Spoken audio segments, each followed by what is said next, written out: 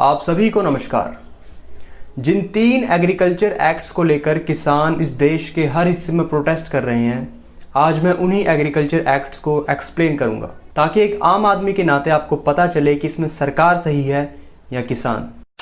तो अपनी पिछली वीडियो में मैं already the farmers produce trade and commerce act and the farmers agreement on price assurance and farm service act 2020 को explain कर चुका हूं, जिसके लिंक आपको इस वीडियो के डिस्क्रिप्शन में मिल जाएंगे। मगर अब last act the essential commodities act 2020, इस एक्ट से पहले द एसेंशियल कमोडिटीज एक्ट 1955 था, जिसकी मदद से जरूरत के सामानों को एक लिमिट से ज्यादा कोई भी कंपनी या कोई भी ट्रेडर अपने पास स्टोर नहीं कर सकता था। जैसे drugs, medicines, petroleum products, fertilisers और एक्सेट्रा ऐसी चीजें। और हाल ही में मास्क और सैनिटाइजर्स को भी एसेंशियल कमोडिटीज में डाला गया था। और central government in essential commodities पर, इन जरूरत की चीज़ों की सप्लाई पर, ट्रेड पर, इनके डिस्ट्रीब्यूशन पर कंट्रोल रखती है ताकि इनकी ब्लैक मार्केटिंग ना हो सके और इनकी जमाखोरी ना हो। मगर इस एसेंशियल कमोडिटीज एक्ट 2020 के आने के बाद इस एसेंशियल कमोडिटीज की लिस्ट में से cereals, pulses, potatoes, onions, oils, edible oil seeds, ऐसी चीज़ों को इस लिस्ट में से निकाल दिया गया है और अब ये चीज़ें एसेंशियल कमोडिटीज की लिस्ट में नहीं आती। और इन चीज़ों को एसेंशियल कमोडिटीज में से निकालने का मतलब ये नहीं है कि सरकार इन पर से अपना कंट्रोल हटा देगी। अगर in future war, famine, extraordinary price rise या नेचुरल क्लैमिटीज जैसी सिचुएशंस आती हैं तो सरकार इन चीज़ों पर अपना कंट्रोल फिर से लगा देगी। और इस एक्ट की मदद से किसान और कंपनीज जितना चाहे उतना अपनी फसल को स्टोर कर सकते हैं, मगर इसमें भी 2 लिमिटेशंस होंगी। पहली लिमिटेशंस, जितनी आपके पास स्टोरेज होगी उतना ही आप स्टोर कर सकते हैं। और दूसरी लिमिटेशंस, अगर आप एक्सपोर्टर हैं तो जितना आपको एक्सपोर्ट करना है उतना ही स्टोर कर सकते हैं।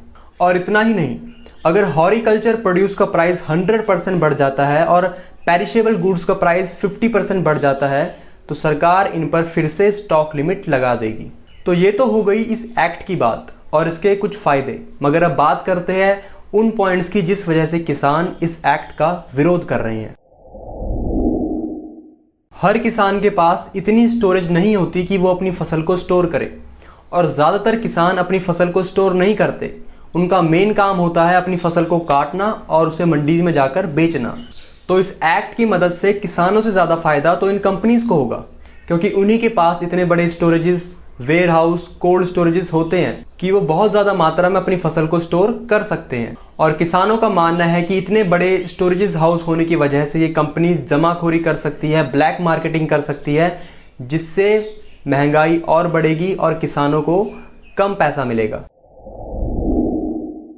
तो मैं अब इन तीनों एक्ट्स को एक्सप्लेन कर चुका हूँ और इस पूरी रिसर्च के बाद मेरा ये मानना है कि इंडिया को एग्रीकल्चर रिफॉर्म्स की सख्त ज़रूरत है, क्योंकि इंडिया में अप्रॉक्सीमेटली 60% लोग एग्रीकल्चर से जुड़े हैं। फिर भी ये एग्रीकल्चर सेक्टर हमारी इंडियन इकोनॉमी में सिर्फ 18% का ही कंट्रीब्यूशन करता है और एक कंट्रीब्यूशन टाइम के साथ साथ और कम होता जा रहा है।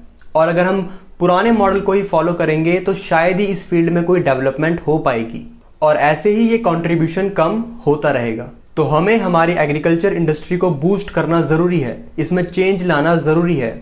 मगर इन एक्ट्स में कुछ खामियां हैं, कुछ लूप होल्स हैं जिन पर हमारी सरकार को ध्यान देना चाहिए, ताकि जिन किसानों के बेनिफिट्स के लिए इन एक्ट्स को लाया गया है उन्हें इस एक्ट का फुल बेनिफिट मिल सके। तो आई होप दोस्तों ये वीडियो आप लोगों को इन्फॉर्मेटिव लगी हो, तो इस वीडियो को लाइक और शेयर ज़रूर करें। और इसी के साथ ये सीरीज़ कंप्लीट होती है और ऐसे ही news related educational informative videos in future पाने के लिए इस चैनल को सब्सक्राइब ज़रूर करें। नमस्कार, जय हिंद।